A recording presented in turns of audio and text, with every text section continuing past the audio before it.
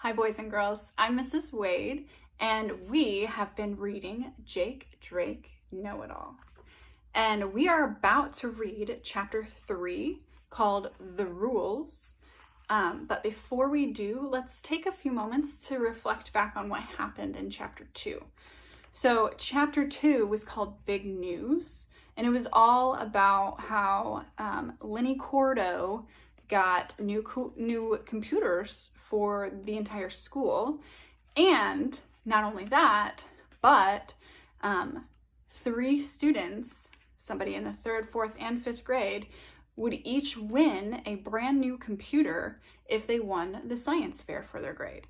So that was huge news and seemed very motivating for Jake. Now, we heard from 2 other characters in chapter 2, and one of them was Mrs. Carp.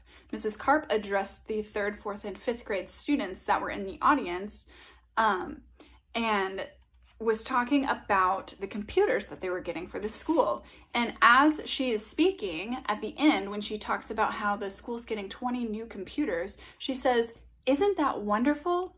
So what does that tell me about Mrs. Carp as in regards to character traits relating to her?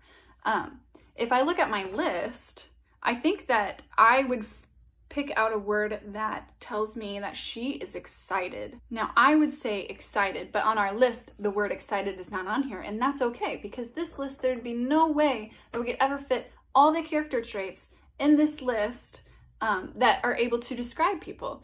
So the character trait on this list that's similar to excited would be energetic, and she seems very energetic as she I imagine when she's speaking, I imagine her speaking in an excited and energetic voice, especially when she says, "Isn't that wonderful?" So that just kind of tells me that she is an excited person. Now, I have a question for you. So we also met Mr. Cordo. And Mr. Cordo seems like an interesting character, if I must say. One of the things I noticed as I was reading the chapter is I noticed that it said there was sweat on Mr. Cordo's forehead. Now that seems, you might be thinking that's a little gross, but sweat on people's forehead can mean many different things.